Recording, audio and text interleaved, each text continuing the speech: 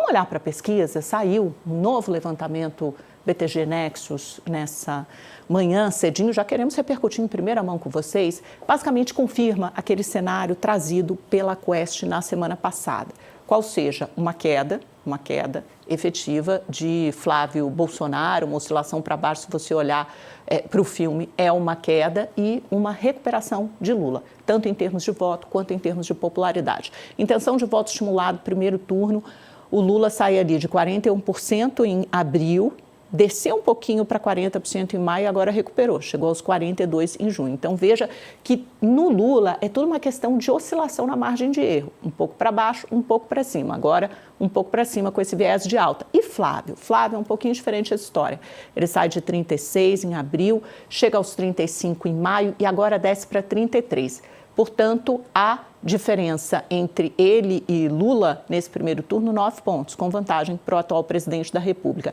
Embaralhado nesse segundo pelotão inexpressivo de candidatos, a gente sempre tem o Renan Santos, que está indo bem, assim, bem dado o cenário aqui, tímido para todos eles, mas está com 4% das intenções de voto, é o que chama atenção, porque ele está empatado com o Ronaldo Caiado em azul, que também tem 4%. O Zema é que chama atenção, porque ele caiu. Ele chega aos 4% em maio e agora ele está em 2%, é uma oscilação para baixo em junho. Ele até tomou aquele fôlego com os vídeos e aquela contenda, aquela altercação com os ministros do Supremo Tribunal Federal, Gilmar Mendes, mas isso não rendeu frutos, ele desidratou de novo. E agora vamos para o segundo turno olhar aquela disputa principal. E aí, o que acontece quando a gente coloca o petista e o bolsonarista frente a frente numa segunda rodada e aparecem só os dois com opções para o eleitor? Olha o Lula, saiu de 46% em abril, 47% em maio, chega aos 49% em junho.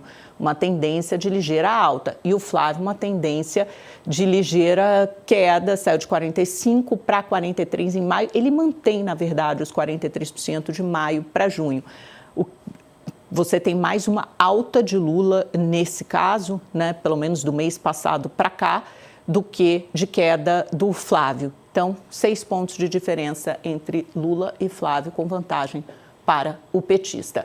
E agora, aprovação de governo, temos aprovação e rejeição, mais 2 telas, mais 2 slides que eu elegi para vocês, para ajudar a formar uma opinião sobre o quadro eleitoral. Então, começando pela popularidade do presidente da República, por que esse indicador é tão importante? Porque, historicamente, um presidente só se reelege se ele tiver a aprovação superior à reprovação, à desaprovação.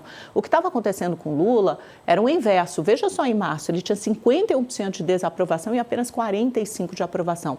Essa curva vai caminhando, e a primeira vez agora, desde que a Nexus começou a fazer o levantamento em março, que essas curvas se cruzam e formam um pequeno X. Lula tem 48% de aprovação e 47% de desaprovação. Para o petista, isso é importantíssimo. As curvas se cruzaram, o saldo é positivo para ele. É lógico que está empatado na margem de erro, né? 48% a 47%.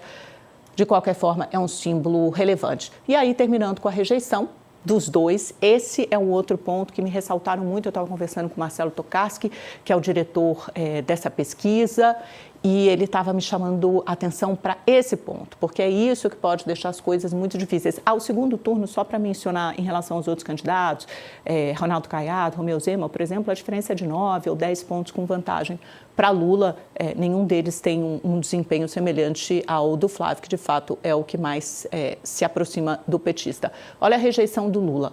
Estava 49% em março, foi caindo, 48%, 47%, se manteve em 47% nessa rodada.